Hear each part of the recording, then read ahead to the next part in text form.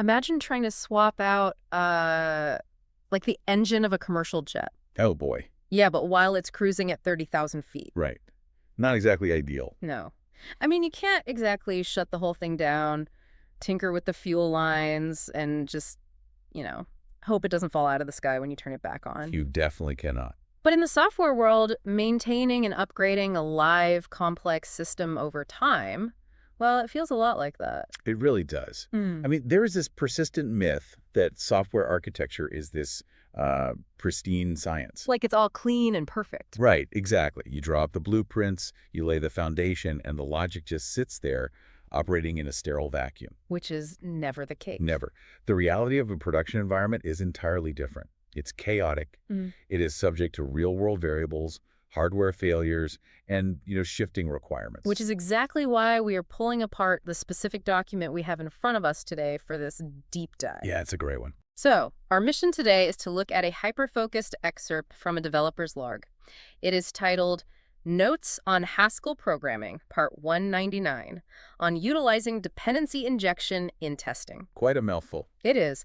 And it was published on July 29th, 2026 by a developer named Ang. Now, if you are looking at this source material along with us, we are dealing with just a tiny, tiny fragment of a much larger journey here. A huge journey. Yeah. It is essentially just a short code diff and a brief explanation, but within this fragment is honestly an absolute masterclass in how you safely swap out that jet engine mid-flight. And while the code itself is Haskell, you don't need to be a Haskell developer to get this. No, not at all. Because the underlying principles we are going to extract, they apply to system design universally. Right. We are talking about isolating variables, deliberately anticipating catastrophic failure, and, building flexibility into rigid structures. Essential stuff. Yeah, these are survival skills for navigating any complex long-term project. Okay, let's unpack this, because before we even touch the code, we have to look at the sheer scale of the timeline here. The metadata is wild. It really is. The title is explicitly Part 199.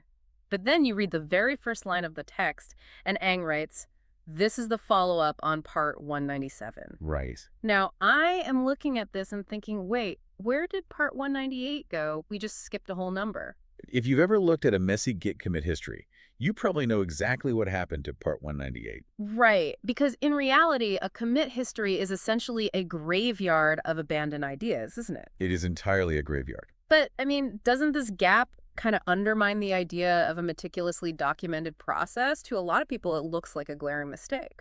I'd actually argue the exact opposite. I think it proves the authenticity of the process. Oh, really? How so?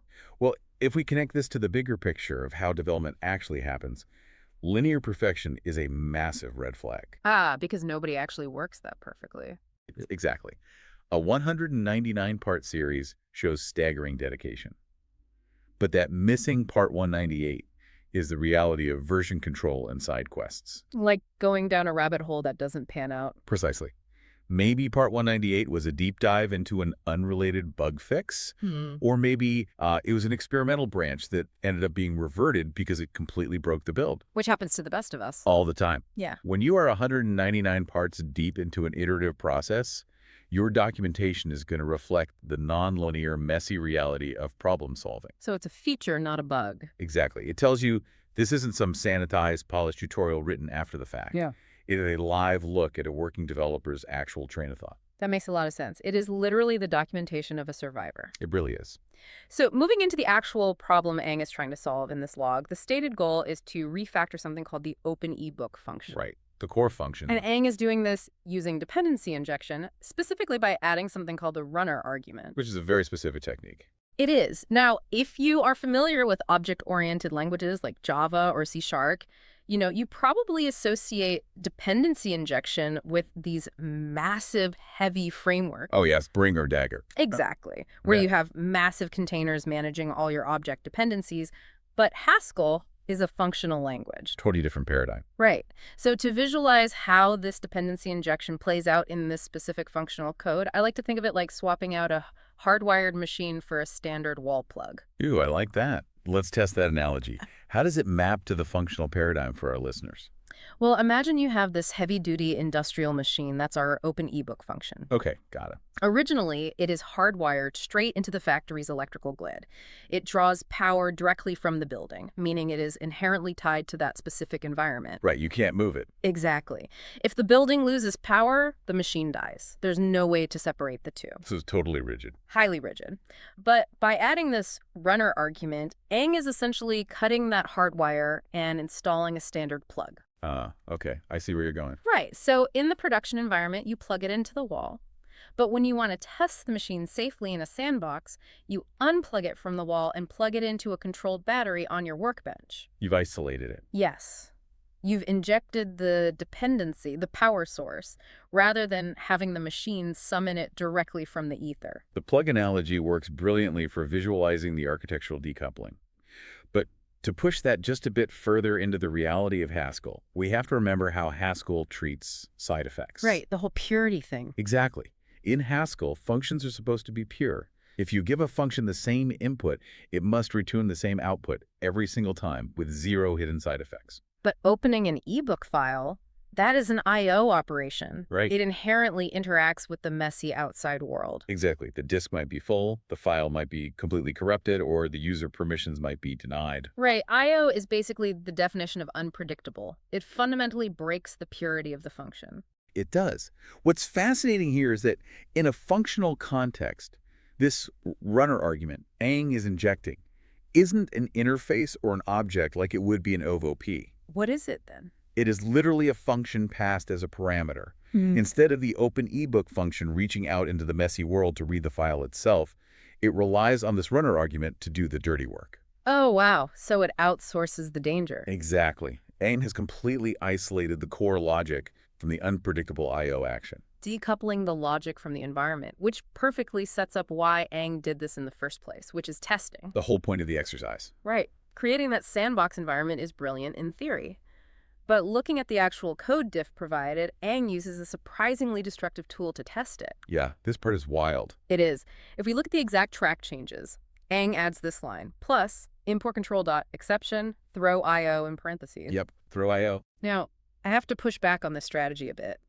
If Haskell's is a language famous for its strong type system and its ability to handle errors gracefully through types, injecting an I/O exception feels like a violent violation of the language's core philosophy. It totally does. Right. Uh-oh. Why import a tool specifically designed to throw an exception if you're trying to write robust code? It looks like a huge contradiction on the surface, absolutely. Yeah. You usually rely on the type system to avoid untracked exceptions at all costs. Right. Exceptions are the enemy. Yeah, bringing in throw I/O is like bringing a sledgehammer into a clean room. But this is where the genius of the sandbox environment comes into play. Okay. I'm listening. Aang isn't putting throw I/O into the production code. Aang is importing it specifically into the test suite. Ah, to simulate the worst case scenario? Precisely. You mentioned earlier that the file might be corrupted or the disk might be full. Yeah, real world problems. Right. Well, how do you test if your openEbook function can survive those realities if your test environment is perfectly sterile? I guess you can't. You can't. You have to actively simulate the catastrophic failure of the outside world. So it's intentional sabotage. Exactly. By using throw I/O, Aang is deliberately throwing a chaotic real-world exception at the function through that injected runner argument. It is a highly controlled simulation of a disaster. It's stress testing. You don't know if the structural beams will hold until you put, way too much weight on them. You have to push it to the breaking point. You are deliberately breaking the machine to see if the safety switches activate. And that is the absolute hallmark of defensive programming. If you only ever feed your system perfect inputs, you are only proving that it works when the sun is shining. Which is almost never the case in production. Never. A 199-part project implies a system that is going to be used, battered, and stretched to its limits. Right. Aang needs to know that when the I/O operation inevitably fails in production, the openEbook function won't crash the entire application. It needs to catch that failure and handle it. Here's where it gets really interesting, though, because we can actually see exactly how Aang validates that the system survived that sledgehammer. It's right there in the diff. It's in the very next line of the diff, and it completely shifts the testing paradigm. Aang removes this line, minus import data.either is right, in parentheses, Okay. and replaces it with this addition.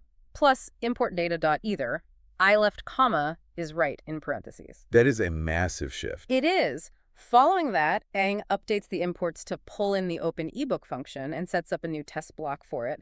But that data either changed is what really caught my eye. Oh, for sure. Ang explicitly removes the sole focus on is right and forces the test to acknowledge both I left and is right. That specific change is the smoking gun of thorough testing.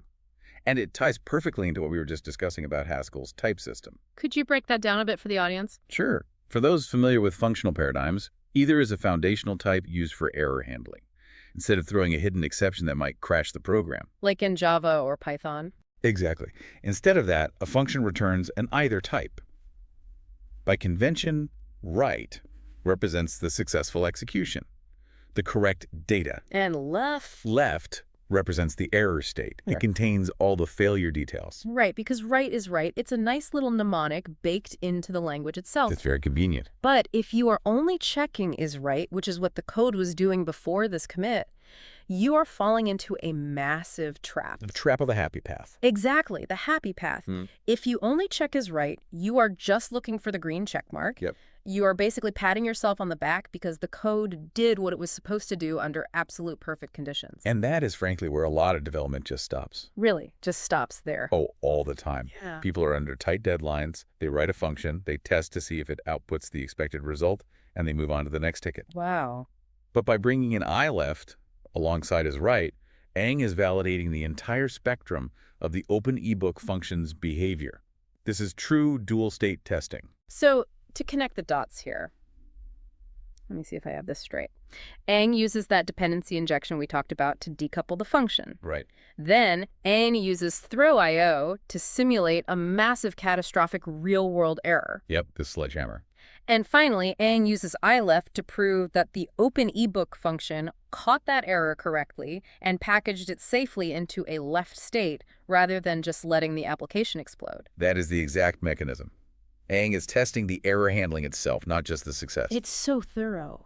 It isn't enough to know the parachute deploys when you pull the cord. You need to know that the backup parachute deploys when the main cord is deliberately severed. Oh, that's a great way to put it. Thanks. By testing both his right and I left, Ang ensures that the success is accurate and the failure is contained and entirely predictable. It proves that the function is actually resilient. It fundamentally changes how you view failure in a system, doesn't it? Like, failure isn't an anomaly to be avoided at all costs. It's a guarantee. Right. It is a guaranteed feature of the environment. The goal isn't to prevent all failure.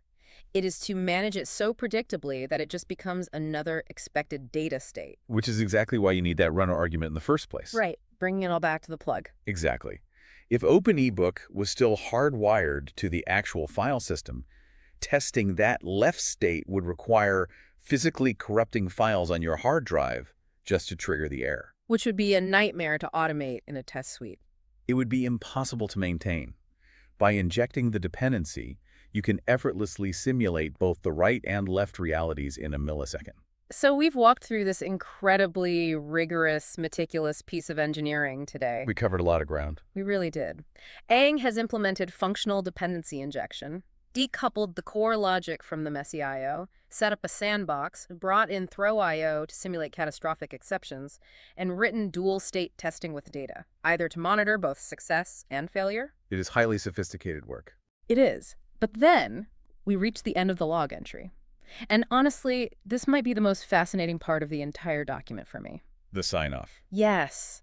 After all of that technical heavy lifting, Ang signs off with this remarkably humble conclusion. Let me read this exactly from the source. Of course, there are ways to improve this further or code it differently, but nevertheless, that would be another discussion for another time. Till the next post. Yours truly, Ang. This raises an important question about the psychology of a developer, or really anyone engaged in deep, complex work. It really does. You have someone who has clearly mastered advanced functional concepts. They have built a robust, highly resilient test suite. Right. And yet their immediate instinct is not to celebrate its perfection, but to casually acknowledge its inherent imperfection. It almost feels dismissive, like, yeah, this could be better, whatever. It does sound like that at first glance. But knowing what we know about the 199 parts leading up to this, it isn't dismissive at all, is it? Not at all. It is the mindset of a veteran.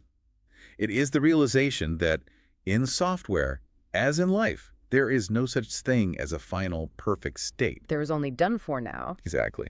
Ang understands that while this specific runner argument and dual state test solves the immediate architectural problem for openEbook, the landscape is going to shift tomorrow. Because it always does. Always. A new requirement will come in, a new edge case will be discovered, or a more optimized way to handle the dependency will emerge. It is the ultimate antidote to paralysis by analysis. Oh, absolutely. I feel like so many projects get derailed because the team is trying to architect the perfect, unassailable solution. They want the code to be completely immune to criticism. Which is impossible. Right. But Ang is openly admitting on a public log that the code could be improved or written entirely differently. Because the goal isn't perfection. The goal is progress and resilience. So what does this all mean for us? For you listening right now, whether you are deep in the trenches of functional programming, managing a large-scale project, or, just trying to optimize your own personal workflows. There's a big takeaway here. There really is. I think there is something profoundly liberating about this entire process. We started by unpacking what looked like a missing number, part 198. The graveyard. Yep, the graveyard. And we realized it was just a symptom of a real, non-linear journey. We saw how injecting a simple runner argument allowed a developer to decouple their logic from a rigid environment, creating a safe sandbox for experimentation. And we watched Ang deliberately invite chaos into that sandbox using throw.io, just to guarantee that the openEbook function could survive the absolute worst the real world had to offer. And we explored the elegance of testing both sides of the coin with data, either. Right. Avoiding the happy path trap. Exactly. Moving beyond the trap of the happy path and proving that a system's ability to handle failure, the I left state, is just as critical as its ability to succeed. Because true expertise isn't about writing code that never breaks. Not at all. It's about engineering systems that break safely and then having the wisdom to say, that's good enough for today, that's another discussion for another time. Yeah. It is a masterclass in pragmatic resilience. Which leaves us with a final thought for you to mull over as you step back into your own projects today. Oh, let's hear it. Think about the rigid systems or processes in your own daily life. The workflows, the team structures, or even the personal habits that are essentially hardwired into the wall. The things that can't be easily moved. Right. Systems that are entirely dependent on everything going exactly right every single time. Where could you introduce your own version of a runner argument? What is a small point of flexibility, a little bit of dependency injection that you could add to your routine today? Something that would allow you to safely test and adapt your systems when the real world inevitably throws an exception your way. That is a very powerful question. Where is the hardwiring holding you back, and where can you install a plug? Think about it. Thanks for joining us on this deep dive. We will catch you next time.